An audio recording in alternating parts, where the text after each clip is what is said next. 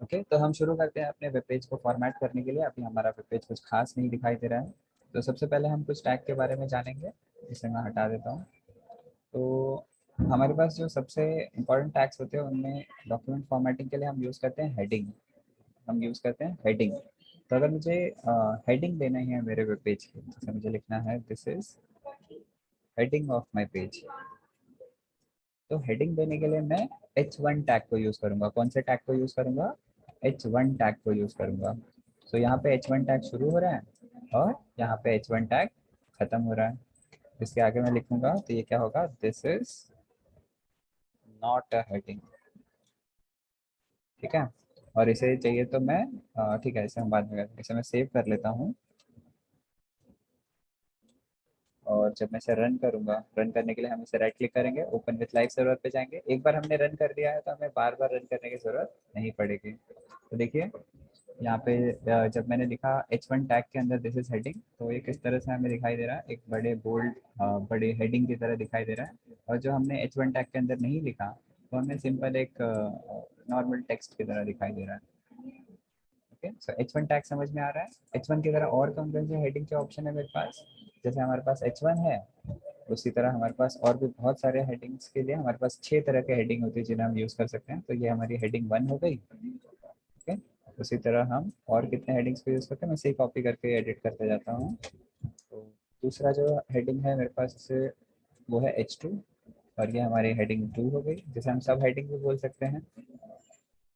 Okay, इसी तरह हम H3 टैग को भी यूज़ कर सकते हैं। इसी तरह हम, क्योंकि हमें डॉक्यूमेंट फॉर्मेटिंग सीखनी है, डॉक्यूमेंट फॉर्मेटिंग में हमें किसी को हेडिंग बनाना पड़ेगा, कोई सब हेडिंग होगी, कोई सब हेडिंग की हेडिंग होगी। तो इस तरह से हम कितने तरह से हेडिंग को यूज़ कर सकते हैं।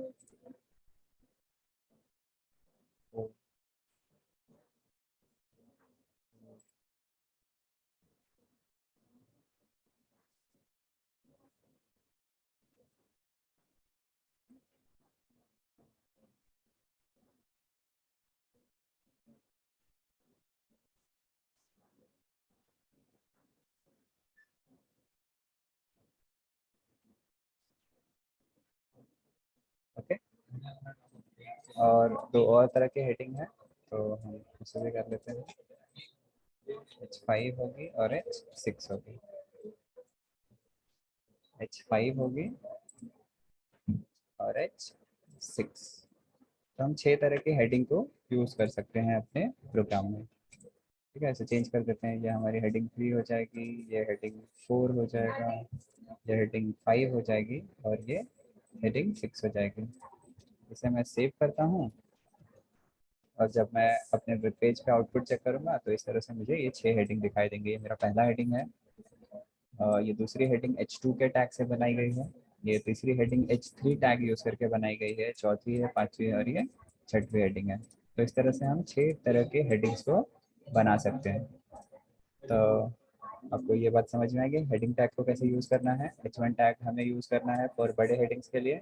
जहाँ तक आपकी हेडिंग शुरू होगी वहाँ तक आप लिखिए, और जहाँ पे हेडिंग एंड हो रही है वहाँ पे आप क्लोजिंग टैग को यूज़ कीजिए। तो ये H1 की ओपनिंग टैग हो जाएगी और ये H1 की क्लोजिंग टैग हो जाएगी। कैसे पहचानना है कोई ओपनिंग टैग है और क्लोजिंग टैग है? तो क्लोजिंग टैग में हम इस तरह से ये स्लैश सिंबल को यूज़ करते हैं। ओके, हेडिंग के बारे में पता चला सबको? मिथिल मिस कर चुके हैं। ओके, तो मिथिल हमने कुछ किया नहीं है अभी। हमने बेसिकली सीखा है कि अगर मुझे बॉडी को फॉर्मेट करनी है, हम क्या सीख रहे हैं कि एचटीएमएल पेज को फॉर्मेट कैसे करेंगे। तो जैसे आपने वर्ड या पावर पॉइंट सीखा था तो उसमें आपने देखा होगा कि हम चीज़ों को बोल्ड कैसे करते हैं या हेडिंग कैसे लिखते हैं। तो हम सबसे पहले वही सीख रहे हैं कि जो हमारा एचटीएमएल पेज होगा उसमें हम हेडिंग्स कैसे देंगे। तो हमारे पास एचटीएमएल में 6 टैग होते हैं जिनको हम यूज़ कर सकते हैं हेडिंग के लिए। जो सबसे बड़ी हेडिंग का साइज फॉर्मेट होगा वो H1 है। ओके, और हमने क्या लिखा है, दिस इज हेडिंग 1 को H1 टैग के अंदर रखा हुआ है, H1 टैग के अंदर रखा हुआ है, इसलिए हमें टैग हेडिंग 1 के फॉर्म में दिखाई देगी। और इसे अगर मुझे वेब पेज पे देखना है कि ये वेब पेज पे किस तरह से दिखाई देगा, तो जब मैं इसे रन करूंगा तो हेडिंग 1 कुछ इस तरह से दिखाई देगा। तो इस तरह से हम क्या कर सकते हैं, अपने वेब पेजेस पे हेडिंग्स को क्रिएट कर सकते हैं। क्या हेडिंग कैसे क्रिएट करना है आप सब लोग को समझ में आ गया?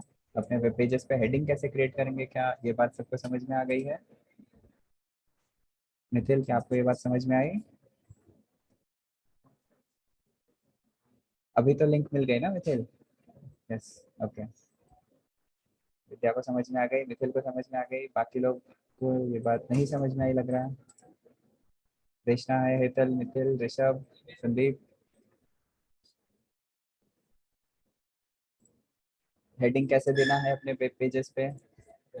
ऋषभ को भी समझ में आ गई, बाकी लोग तो ओके ठीक है, ऑलमोस्ट सारे लोगों को समझ में आ चुकी है कि हम हेडिंग्स को कैसे क्रिएट करेंगे हमारे वेब पेजेस के ऊपर। ओके, अब हेडिंग तो बन गई, हेडिंग के बाद क्या करना है, मुझे कुछ पैराग्राफ भी देना है। अगर हेडिंग के अंदर मुझे क्या करना है, कुछ पैराग्राफ जो लिखने हैं। तो अगर मुझे कुछ पैराग्राफ्स क्रिएट करने हैं, तो अब हम पैराग्राफ क्रिएट करने के लिए क्या करेंगे, पैराग्राफ टैग को यूज़ करेंगे। तो समझिए कि मुझे लिखना है, जो हेडिंग है वो अबाउट अस के बारे में है, अबाउट अस के बारे में है। ओके, और यहाँ पे मैं हमारे पर्सनल डिटेल देना चाहते हैं।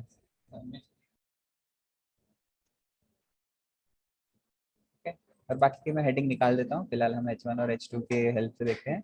और इसके नीचे मुझे क्या करना है, मुझे एक पैराग्राफ लिखना है। तो पैराग्राफ लिखने के लिए हम पी टैग का यूज़ करेंगे। कौन से टैग का यूज़ करेंगे? पी टैग का यूज़ करेंगे। पी टैग का यूज़ करेंगे। तो ये पी, मेरा पैराग्राफ यहाँ से शुरू हो रहा है और ये मेरा पैराग्राफ यहाँ पे एंड हो रहा है। ओके, यहाँ पे मैं लिख सकता हूँ दिस इज पैराग्राफ। ठीक है, और इसे मैं सेव कर लेता हूँ। सेव करके जब मैं मेरे आउटपुट को देखूंगा तो मुझे पता चलता है कि हमारा अबाउट अस का पेज है। यहाँ पे मैंने हेडिंग 2 यूज़ की है जो पर्सनल डिटेल की है, और यहाँ पे मैं मेरे पैराग्राफ को डिस्प्ले कर रहा हूँ। तो हम जो भी चीज़ अपने वेब पेजेस पे लिखना चाहते हैं, हमें हमें ध्यान देना होगा कि हम उसके लिए स्पेसिफिक, जो उसके लिए अप्रोप्रिएट टैग है, उन्हीं का ही इस्तेमाल करें। ठीक है, तो पैराग्राफ लिखने के लिए हम पी टैग का यूज़ करेंगे। ओके, तो इस तरह से हम पैराग्राफ्स दे सकते हैं। ठीक है, अब जैसे ये मैंने पैराग्राफ लिखा है, हमारे पास एक VS कोड एक शॉर्टकट देता है। एक अगर मुझे रैंडमली कुछ टेक्स्ट लिखने हैं, ठीक है, तो उसके लिए हमें एक शॉर्टकट मिलता है जिसे हम यूज़ कर सकते हैं।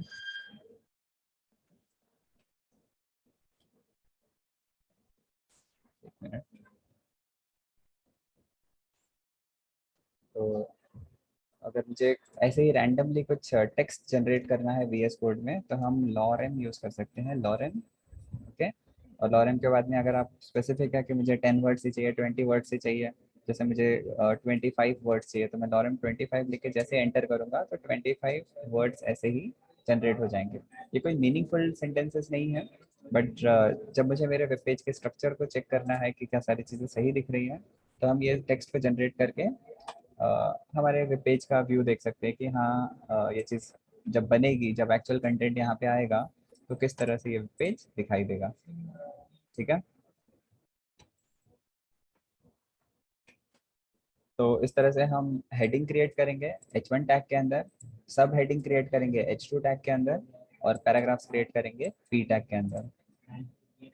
तो जो लोग डिजिटल मार्केटिंग सीख रहे हैं या फिर वेबसाइट रैंकिंग के बारे में जानना चाहते हैं, तो हमारी जब वेबसाइट बनती है, तो ये वेबसाइट गूगल सर्च पे अच्छे पोजीशन पे रैंक भी होनी चाहिए।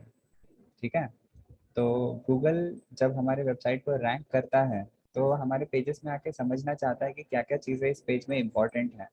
और जो चीज़ हम H1 टैग में लिखेंगे, गूगल का जो क्रॉलर होगा उसे समझ में आएगा कि ये जो चीज़ है ना, ये सबसे इम्पोर्टेंट चीज़ है इस पेज की, क्योंकि ये इस पेज का क्या है, हेडिंग है। इसलिए हमें हेडिंग और टाइटल, ये सारी चीज़ों को बहुत अच्छी तरह से लिखना चाहिए।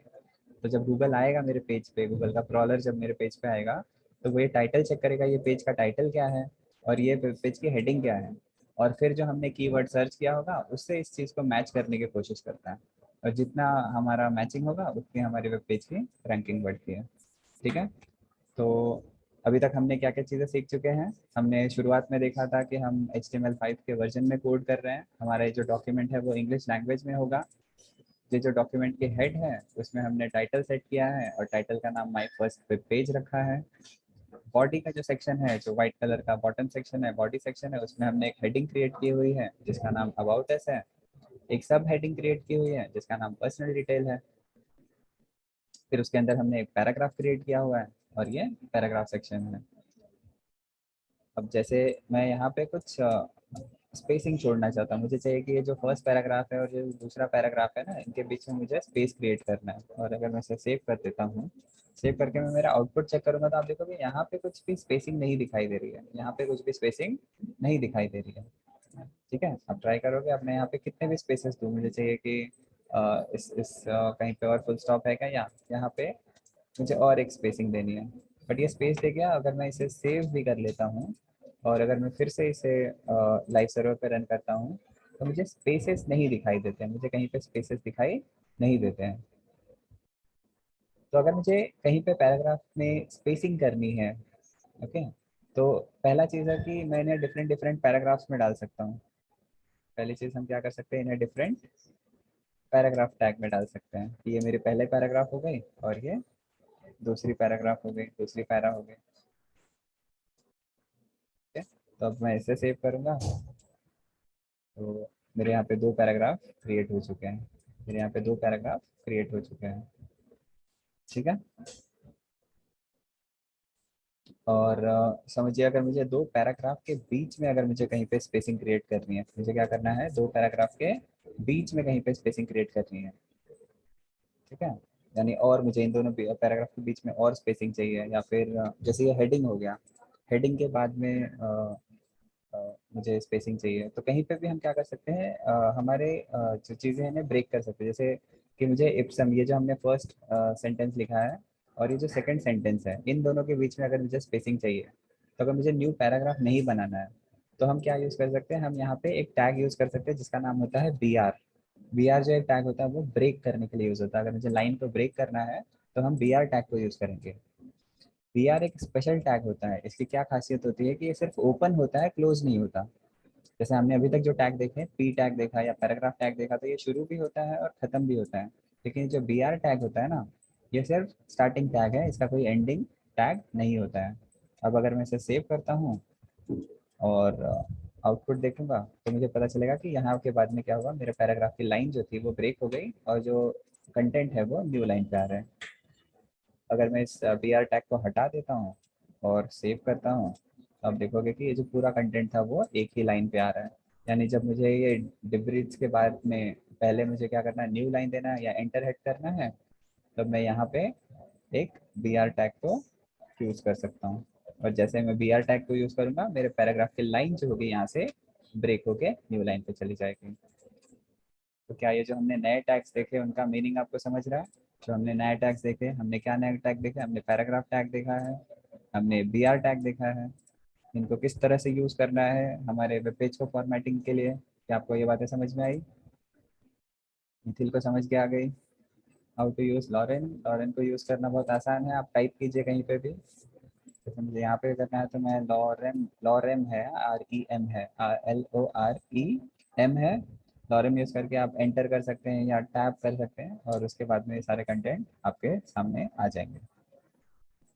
तो इट डिपेंड्स आपको कितना बड़ा पैराग्राफ बनाना है। अगर मुझे बड़ा पैराग्राफ बनाना है तो मैं लॉरेम करके 100 लिख दूंगा, तो 100 वर्ड्स आ जाएंगे मेरे पास और इस तरह से मेरा एक बड़ा सा पैराग्राफ दिखाई देगा। क्योंकि जब हम किसी के लिए वेब पेज डिज़ाइन करेंगे तो हमें पता नहीं होता कि एक्चुअली क्या कंटेंट प्लेस करना है, लेकिन ये वेब पेज हमारा दिखाई कैसे देगा, उसे देखने के लिए जल्दी से अगर हमें कुछ कंटेंट चाहिए तो हम लॉरेम को यूज़ कर सकते हैं। वो set of non meaningful sentences होते हैं जिनका कोई रियल लाइफ में मीनिंग नहीं होता है। ओके, अगर आप लोग को यहाँ तक बातें समझ में आ गई तो प्लीज़ यस करके लिखिए सो दैट हम आगे बढ़ सकें। तो हेतल को समझ में आ गई, मिथिल को बात समझ में आ गई। Can we use different color to write heading? Yes, of course we can use different colors to write headings. Colours अगर हमें अभी हम क्या कर रहे हैं, सिर्फ कंटेंट को कर रहे हैं, हम एक बेसिक स्केलेटन क्रिएट कर रहे हैं। HTML की हेल्प से हम एक बेसिक स्केलेटन क्रिएट कर रहे हैं। जो स्टाइलिंग का पार्ट होता है उसको हम CSS में सीखेंगे। जो हमारा नेक्स्ट जो सेक्शन होगा CSS का, तो CSS में हम बेसिकली स्टाइलिंग करना देखेंगे कि किस तरह से हम जो हमारा वेब पेज है उसको डिफरेंट कलर में डाल सकते हैं, वेब पेज में फोटोज ऐड कर सकते हैं, जो हमारा टेक्स्ट है उसको किस तरह से कलरफुल बना सकते हैं। तो ये हम HTML में भी कर सकते हैं, मैं आपको बता दूंगा कैसे करना है। लेकिन इसका जो मेन जहाँ से हम शुरू करेंगे, जब हम CSS की शुरुआत करेंगे, उस वक्त हम इन सारी चीज़ों को सीखेंगे कि इन्हें अट्रैक्टिव कैसे दिखाना है। ओके, तो पहले हम सीख रहे हैं कि हम क्या क्या कर सकते हैं HTML पे, और जब ये स्ट्रक्चर बन जाएगा, बेसिक स्केलेटन क्रिएट हो जाएगा, फिर हम सीखेंगे कि इसे और हम ब्यूटीफुल कैसे बना सकते हैं। Okay, can we give spaces between two headings? Yes, आप स्पेसिंग दे सकते हैं। जैसे अगर मुझे H1 और H2 के बीच में ज़्यादा स्पेसिंग चाहिए तो मैं यहाँ पे BR टैग को यूज़ कर सकता हूँ, या फिर हम जब CSS सीखेंगे तो वहाँ पे स्टाइलिंग की हेल्प से भी हम दो हेडर्स के बीच में, और अगर हमें कितने कस्टम स्पेसिंग जो क्रिएट करनी है उसे क्रिएट कर सकते हैं। तो देखिए यहाँ पे मेरा हेडिंग 1 और 2 के बीच में स्पेस आ चुका है। ओके, और जल्दी से हम थोड़ी सी और टेक्स्ट के बारे में जान लेते हैं, और किसी को कोई क्वेश्चन है तो हम उसे ले लेते हैं पहले और फिर कंटिन्यू करते हैं। किसी को और क्वेश्चन है कुछ? निखिल को क्वेश्चन है, प्लीज पूछिए अपना क्वेश्चन। और तो सारे यस हैं। ओके गुड, आप लोगों को बातें समझ में आ रही हैं, काफी अच्छी बात है। मी क्या, मिथिल क्या करना चाह रहे हो, क्या क्वेश्चन है आपका? If we want to have two line spacing then we should give 2 BRs। Yes of course, अगर आपको 2 ब्रेक चाहिए तो आप 2 BRs को यूज कर सकते हैं। ओके, और क्वेश्चन है हमारे पास। Okay got it. Shortcut keys, किस चीज के लिए शॉर्टकट कीज चाहिए आपको? अगर ये तो ऑलरेडी जो हमारा VS कोड है बहुत सारी चीज़ें शॉर्टकट करता है। जैसे अगर मुझे BR यूज़ करना है तो BR के लिए क्या शॉर्टकट होगा कि जैसे मुझे समझो यहाँ पे कहीं पे लाइन ब्रेक करना है, कहीं फुल स्टॉप मिल जाए मिल जाए मिल जाए, यहाँ पे फुल स्टॉप मिल गया मुझे, तो अगर मुझे यहाँ पे मुझे BR टैग में यूज़ करता हूँ, ठीक है, तो शॉर्टकट की क्या है, जैसे मैं B टाइप करूँगा और R टाइप करता हूँ तो ये टैग मुझे आ जाएगा। या तो मैं इस ब्लू विंडो पे क्लिक कर दूँ, या फिर टैब जो हमारा बटन होता है ना, टैब वाला, उस बटन पे क्लिक करूँगा तो ये ऑटोमेटिकली कंप्लीट हो जाएगा। और जब मैं इसे सेव कर दूंगा, और ये ज़रूरी नहीं कि BR में यहाँ पे यूज़ करूँ तो एंटर ही करना है, मैं कहीं पे भी BR टैग को यूज़ कर सकता हूँ, और उसके अकॉर्डिंग जो हमारा स्ट्रक्चर होगा वो चेंज होते जाएगा। तो यहाँ पे हमने BR टैग यूज़ किया, यहाँ पे हमने BR टैग यूज़ किया, और इस तरह से यहाँ पे BR टैग है, यहाँ पे BR टैग का यूज़ किया है। तो इस तरह से अगर 2 लाइन ब्रेक करना है तो हम 2 BR को यूज़ कर सकते हैं। 2 break, BR is short form for break only, हम क्या कर रहे हैं, लाइन को ब्रेक कर रहे हैं। तो ये जो टैग है ना, उनका रियल मीनिंग भी है, BR इज लाइक ब्रेक, हम क्या कर रहे हैं, लाइन को ब्रेक कर रहे हैं। P जो है वो पैराग्राफ है, हेड बॉडी सेक्शन है, HTML सेक्शन है, ठीक है। और कोई क्वेश्चन है? देशना को समझ में आ गए? ठीक है, वेरी गुड, अच्छी बात है, सबको समझ में आ रही है चीज़ें। कुछ एक दो और टैग देख लेते हैं और फिर आज के सेशन को हम यहाँ पे एंड करेंगे। तो और जो इम्पोर्टेंट टैग्स है उसमें हम क्या कर सकते हैं, जैसे ये पैराग्राफ में मुझे लग रहा है कि कोई चीज़ काफ़ी इंपॉर्टेंट है, तो हम उस स्पेसिफिक चीज़ को क्या कर सकते हैं, बोल्ड कर सकते हैं, बोल्ड कर सकते हैं। जैसे आप हेडिंग करते हैं ना, मुझे चाहिए कि ये जो लॉरेम इप्सम लिखा हुआ है इसे मुझे बोल्ड कर देना है, हाईलाइट करना है। तो बोल्ड करने के लिए हम बी टैग को यूज़ करेंगे। कौन सा टैग को यूज़ करेंगे? बी टैग को यूज़ करेंगे। तो बी टैग जो होगा वो स्टार्ट भी होगा एंड होगा, मुझे क्या करना है, लॉरेम इप्सम तक जो है चीज़ें उन्हें क्या कर देना है, बोल्ड में डालना है, यानी इतनी सारी चीज़ें मुझे क्या करनी है, बोल्ड करनी है। तो जब मैं इसे सेव कर दूंगा बी टैग के अंदर डाल के, और मेरे HTML पेज पे जाऊंगा, तो मुझे ये लॉरेम इप्सम बोल्ड में लिखा हुआ दिखाई देगा। ठीक है, जिस तरह से हम चीज़ों को बोल्ड करते हैं उसी तरह हमारे पास और क्या ऑप्शन है, हम किसी चीज़ को इटैलिक भी कर सकते हैं। जैसे मैं यहाँ से ब्रेक हटा देता हूँ, ये अच्छा नहीं लग रहा है यहाँ पे। मुझे चाहिए कि कुछ, तो ये जो सेंटेंस है ये मुझे इटैलिक कर देना, तो इटैलिक के लिए हम आई टैग यूज़ करेंगे। ठीक है, इटैलिक के लिए हम आई टैग को यूज़ करेंगे। तो आई टैग भी कहीं से शुरू होगा और कहीं पे ख़त्म होगा, मुझे बताना पड़ेगा कि कहाँ पे चीज़ें शुरू हो रही है और कहाँ पे ख़त्म हो रही है। जैसे मुझे ये पूरे कॉमा तक की चीज़ों को क्या करना है, इटैलिक में कन्वर्ट करना है। जब मैं इसे सेव करूँगा तो ये कंसिस्टर डिलीशियस जो है क्या है, वो क्या होगा, इटैलिक में कन्वर्ट हो जाएगा। कहीं पे आपको इटैलिक लिखा है, या यहाँ पे देखिए, यहाँ पे देखिए, ये सारी चीज़ें क्या हो रही है, इटैलिक में कन्वर्ट हो रही है। हम चीज़ों को अंडरलाइन कर सकते हैं। अगर मुझे चाहिए कि ये जो पैराग्राफ का दिस इज पैराग्राफ वाला पार्ट है ये अंडरलाइन हो जाए, तो इसे हम यू टैग के अंदर कर सकते हैं, तो यू फॉर अंडरलाइन हो जाएगा, यू फॉर अंडरलाइन हो जाएगा, और इसे सेव कर देंगे। और इस तरह से दिस इज जो पैराग्राफ वाला पार्ट है वो क्या हो जाएगा, अंडरलाइन हो जाएगा। ठीक है। लास्ट जो मैं चीज़ बताना चाहता हूँ वो है कि हम नेस्टिंग ऑफ टैग भी कर सकते हैं, यानी किसी चीज़ को अगर मुझे बोल्ड और इटैलिक और अंडरलाइन तीनों करना है तो वो भी हम कर सकते हैं। जैसे मुझे चाहिए कि ये जो वर्ड है इसे मुझे बोल्ड, इटैलिक एंड अंडरलाइन करना है, तो हम एक एक करके पढ़ेंगे। पहले मैं इसे बोल्ड कर दूंगा, ठीक है।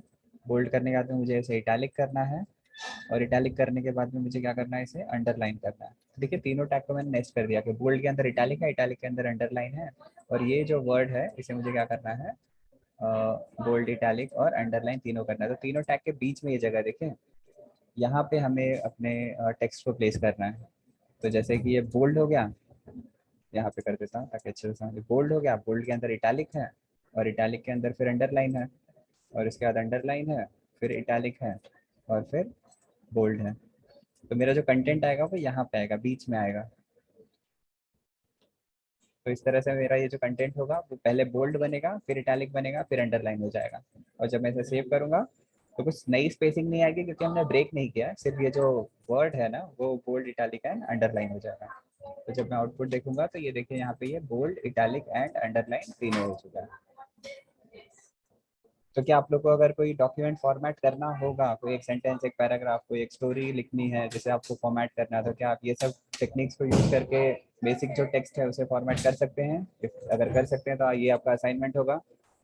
आप एक कोई भी ऐसे लीजिए, किसी भी चीज़ के बारे में आप एक वेब पेज बनाइए, मीनिंगफुल हेडिंग दीजिए। हम तो टेस्ट कर रहे थे इसलिए हमने कुछ भी हेडिंग दिया है, हमें एक मीनिंगफुल हेडिंग देना है, मीनिंगफुल सब हेडिंग देना है, और मीनिंगफुल कंटेंट लिखना है। हम कोई स्टोरी लिख सकते हैं, हम कोई पोएट्री लिख सकते हैं, और इस तरह से हम ये जो आपका टास्क होगा उसे आपको कंप्लीट करना है। तो जो मैंने आपको टास्क दिया है वो समझ में आ चुका है, और आपको आज की क्लास समझ में आई है, दोनों का मुझे फीडबैक दे दीजिए। तो अब हम आज की क्लास को फिर एंड कर सकते हैं। मिथिल को समझ में आ गई है बात, विद्या को भी समझ में आ गई है, ठीक है, स्वराली भी समझ जा चुकी है। All right. तो आज की क्लास में हम यहाँ पे एंड करते हैं। आपने आज बहुत सारी चीज़ों को सीखा है, आप इसे प्रैक्टिस कीजिए। बहुत ही सिंपल सिंपल चीज़ें हैं, जितना ज़्यादा आप प्रैक्टिस करेंगे उतनी जल्दी से आपको चीज़ें और अच्छे से समझ में आ जाएंगी।